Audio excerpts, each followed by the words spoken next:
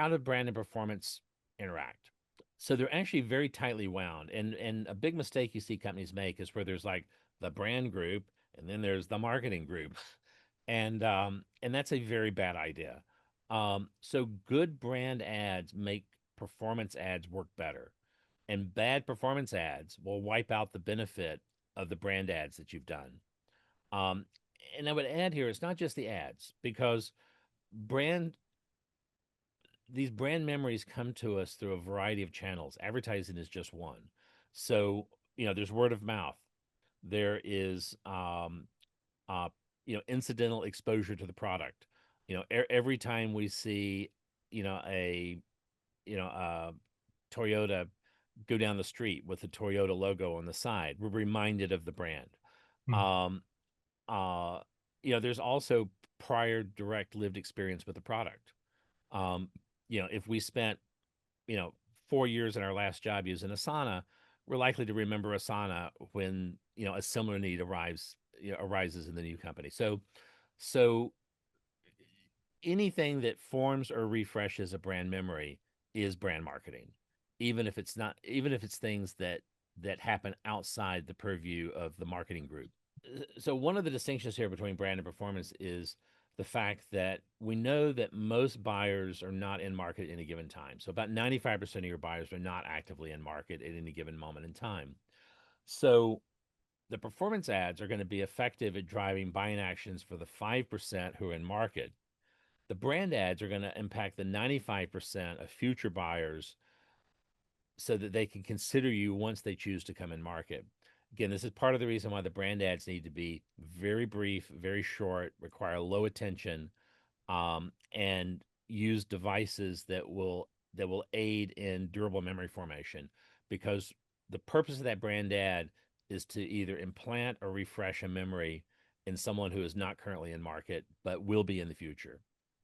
Um, so performance ads have limitations. So one is that they primarily work on people who are in market buyers. So that 5% that are right now today in market. So so one of the things is that the impact of the performance ad, even if they remember it, is typically not going to be more than about one sales cycle into the future. So what that means is that we're running an ad campaign. Uh, we've got 10,000 impressions of that ad today. Um, let's assume all 10,000 actually saw and recognized the ad. Um, the only people that ad will affect out of that 10,000 is the fraction of them who are going to be coming in market sometime over the next one sales cycle. Um, and so the performance ads have a very, very short shelf life before they really are not going to affect people. And again, because they primarily are triggering actions for people who are in market, what that means is one cell cycle out, anyone that it impacted will have already made a buying decision. And so they're now going to be not in market for months or years to come. So, any memories that that ad may have created is going to have no commercial value for, a very long time to come once they made a buying decision.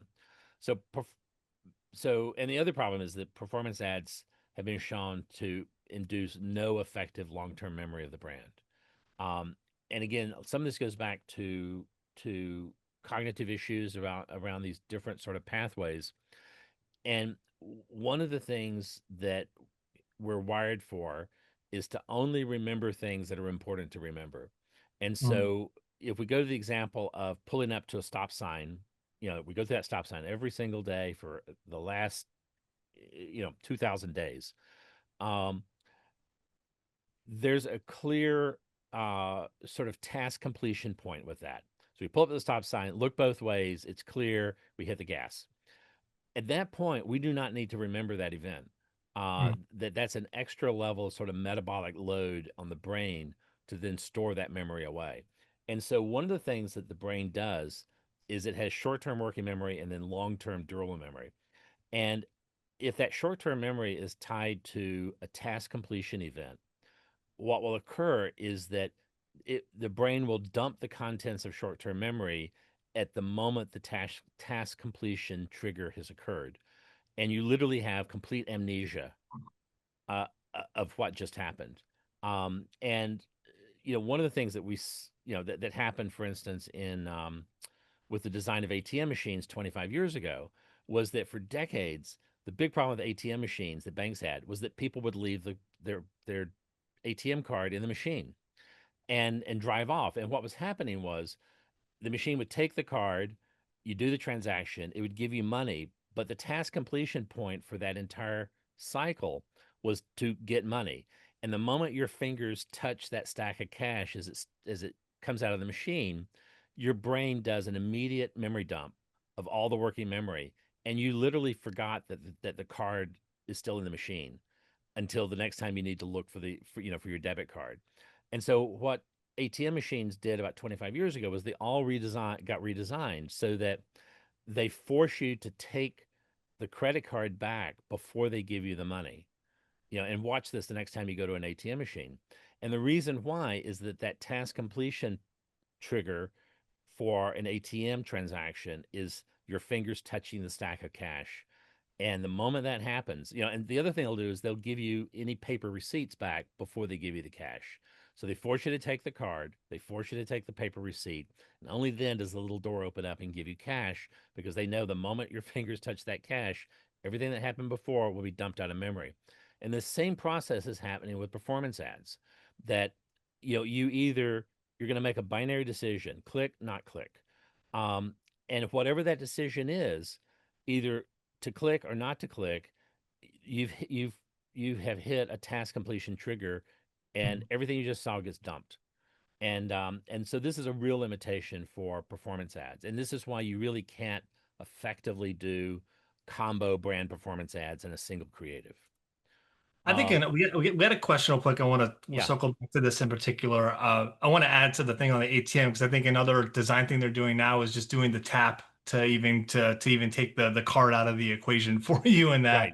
in that motion. But I think going back, the last bullet point I think here is super important because one of the reasons why a lot of performance ads have no effective long-term memory is because they're all unimodal almost in their offer. It's like it's get a demo, free trial, gift card for a meeting. Like a lot of the offers that come into performance ads almost across the board, regardless of the brand, are very much the same. And so you're basically filtering in the moment whether you are in market for that solution or not. And then beyond even being in market, whether this offer even interests you. So there's just a lot of sort of horizontal malaise, I guess, that comes with that overall. And I think that's a huge reason why these things have no effective long-term memory. It's just essentially the execution of it as well, which segs into the question that Harry asked, which I thought was an interesting one. And then there's another question from Amit that I also want to make sure I get into. But Harry asked, or sorry, was it Harry that asked it? Or no, it was Karthikeyan. I hope I pronounced that right. About what are the guardrails on making good performance ads in your estimation, or are there even any guardrails in your professional opinion on it? Well, I mean, I think this goes back to what do we want the thing we're making to accomplish? And so again, the idea with a brand ad is we want either the refresh or formation of a durable memory association with a recall trigger. With performance, we want some sort of an immediate action that will advance a purchase process, a buying process. And so you're talking about a lot of the ads are very unimodal. That's true, but that's also not necessarily a bad thing because part of what makes a really good performance ad is that there is a single, very clear call to action. Mhm. Um, and usually, if the call to action can be stated as some sort of a declarative statement, like not, would you like to see this? Would you like a demo? You say, get a demo now, because people are going to be more likely to respond if you give them an order versus if you ask them a question. Mhm. And so again, everything you're thinking about here is you want them to take an action because the ad brings you no commercial value if someone looks at it and passes. It Mhm. only has commercial value if someone takes the action. The other issue with this, which is massive, and I've got a lot of data that I've personally developed on this over the years. every time you add an additional call to action, you're going to cut your response rate in half. So if you've got a 50% response rate for one call to action and you throw a second one in there, you're going to cut it to 25. If you throw a third one in there, you're going to cut it in half again to 12. You put four of them in there, you're going to cut it in half down to about five.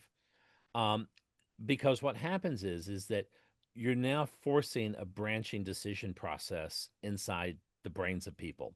And the more branching decision processes they have to work through, the more likely they're going to take the easiest way out, which is do nothing.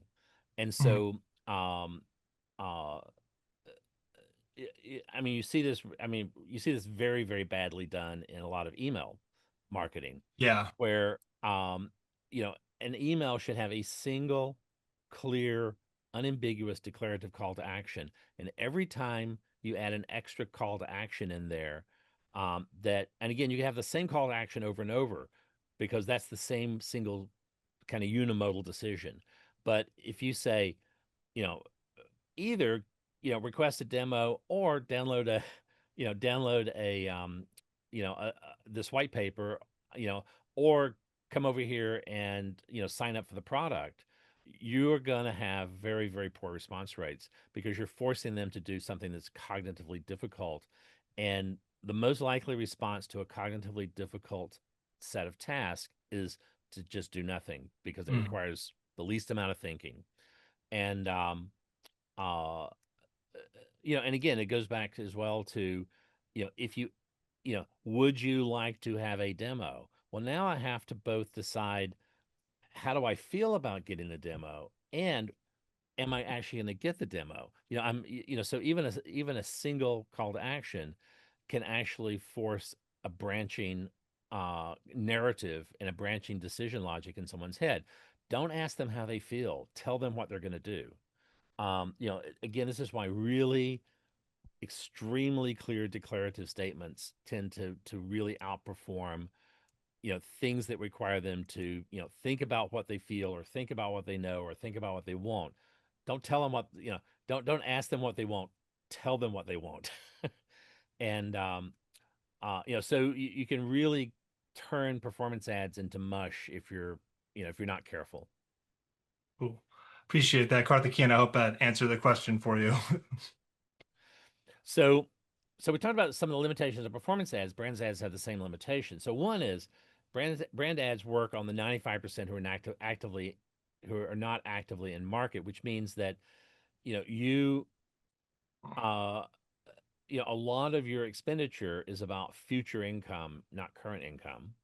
But the other thing is they actually work, and there's really good data on this. They work as well for the 5% who are in market, but they're typically not as good as a good CTA based performance ad. So, even if you have a pure brand ad and someone's actively in market, that ad will do a reasonably good job of triggering someone to go deeper. Um, but it's not really going to give you the top level performance of, you telling them exactly what they need to do next, that a good CTA based performance ad will do. But the other problem with brand ads is that, because they're primarily acting on future buyers, we don't know when those future buyers are going to come in market. And the longer it is before they come in market, the more likely it is they will have forgotten. So those brand memory associations decay over time, and they have to be refreshed with ongoing reach. So there's no such thing as sort of we're going to reach our entire ICP over the next 2 years. That's not a thing. You have to do always on marketing. You know, cycling back and refreshing those memories. And one of the things about population wide memory decay is that it follows an exponential process. So it's really almost like radioactive decay. There's a half life. So there will be some, for your particular product category and your particular ad, there will be some point in the time where 50% of the people that saw that ad and formed a memory will have forgotten that memory. And that time can be very, very short. So there are studies for things like low consideration, fast moving consumer goods, buying a stick of butter in the store. the memory duration for that brand can be a day or two or even a few hours. For very high consideration goods, buying a car, buying a CRM, buying an ERP system, those those memory associations can last longer. But even for a fairly high consideration B2B good, it's typically not beyond 8 to 12 weeks. And you just don't have a memory. Now, that memory can still be triggered, if you show them the original ad again, but they are likely, if you showed someone your ad for your CRM 6 months ago and now they're in market today, 6 months later, chances are you will not come to mind. That someone whose ad they saw more recently will come to mind, or some CRM that they maybe used in their last job that will come to mind because those are more durable memories. Um, so, uh, so the other aspect about brand versus performance ads here is that a brand ad has to reference the product, so there's something to form an association with. Um, Again, humans are really bad at remembering isolated facts. That's why none of us do well at spelling bees. What we're good at is remembering the association between two things that are related. And and so for that brand ad to work, we need an association between the distinctive branding elements and the product category. And one of the things that the product itself, a picture of the product, a description of the product in some way that's very brief, can do is it can act as a proxy for the underlying product category. Um, and uh,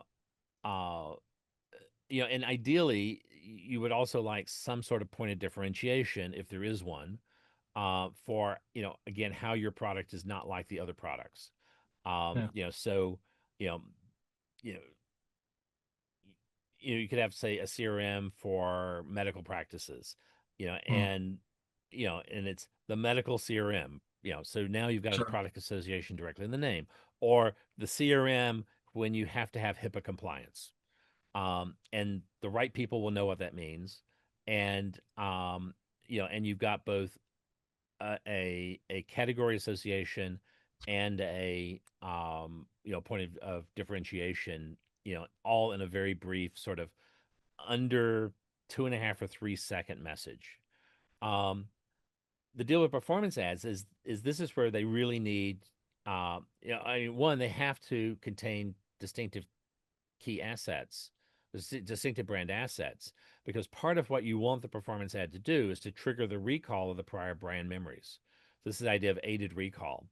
Um, and so even when we have forgotten something, we will, if we had remembered it once, we're still carrying a latent memory that can be triggered by essentially representing the same stimulus. So again, humans are very Pavlovian. The you know the dog hears the bell ring and remembers that every time the bell rang, they were fed, and so they start salivating because they expect to be fed immediately. Humans are Pavlovian dogs. Um, but what that means is we have to represent the same stimulus that triggered the original memory formation. If we present a completely different statement, and this is one of the reasons, for instance, why rebranding is essentially the equivalent of giving all of your future buyers a traumatic brain injury. That you've essentially wiped out all of the investment you made in forming memory associations, and you're having to start from scratch because everything that you've stuffed in their brain isn't there to be triggered anymore because you're now triggering them with something completely unrelated. And so and again, this is why highly successful brands will tend to have the same core distinctive brand assets for decades and even a century or more. Again, the font, the name, the color red that we associate with Coke has been around since the 1800s. Um, and they've not had a sudden need to change their brand color to purple, or to change their font to sans serif. Even if the cursive is old fashioned, there's a lot of investment in people recognizing that cursive font. So So again, part of the thing to think about performance ads is it's a platform to represent the distinctive brand asset so that you trigger the recall of the brand memory associations. And that's part of why good brand marketing will increase the effectiveness of your performance ads, and why bad performance ads will wipe out the value of your prior brand marketing, because you've got to have this interplay between the two. I want to recap this real quick, that last slide, because the performance ads, we kind of talked on all the elements of what makes a good, sorry, brand ad, excuse me, and it's having the product as part of it, distinctive brand assets, and also driving an emotional response, probably oriented around a category entry point, by and large, or ideally speaking. So just because we covered that a little bit before, and I just want to tie a bow on that for people when we talk about what makes a good brand ad. It's referencing the product. So there's something to form that memory association. It's having the distinctive brand assets that go with that to help differentiate your brand. And then it's also tying back to an emotional response, usually related to a category entry point or something even around jobs to be done in the absence of a category entry point. I got a quick question from Fahad, if you don't mind me Yeah. asking it. Fahad, I'm gonna actually key in on your second question. Fahad is saying, are you saying there are no performance ads that can also give some brand ad benefits, driving both immediate action and forming memories? Should we give up on this idea altogether? I mean, um, yeah, the other part of the question there too is, you know, if a performance ad drives action, won't the subsequent product usage be enough for memory formation? Yes, product usage is a great source of memory formation. And again, any of us who've ever used a product every day for several years in our job, we're going to remember that for a long time. But the problem is if again you look at B2B, we have a 15 to 20% close one rate, for most companies. That means 80 or 85% of the people who saw that performance ad never had the experience of using your product because they picked someone else. So product usage is valuable, but um, you know, you actually have to have the product usage to form the memory. Um, the other thing is that there's a lot of talk about wanting to sort of do combo brand and performance, and I can see the idea of sort of the efficiency of being able to do that. But we have a lot of really good research data that says a good performance ad leaves no memory traces. I mean, whether we want it to or not, it just doesn't leave a memory trace. If that performance ad leads to product usage, it's the product usage that leaves the memory trace, not the performance ad. And so, and again, it's, you know, we're doing the performance ad to have it do a specific job for us. Um, and so we want to really, have it do that job as best as it possibly can, which is to trigger an immediate physical action to advance a purchase process. Um, it's just too much to ask everything we do to do every possible job to be done. That we really have to break these out into sort of things that are better at doing one type of job versus another type of job. Yeah, and one last thing just to wrap up what we've been talking about. Performance ads work best when they trigger the recall of a previously stored memory association. The brand tees up the ball, performance drives it down the fairway, and then sales gets the ball on the green and puts it into the hole.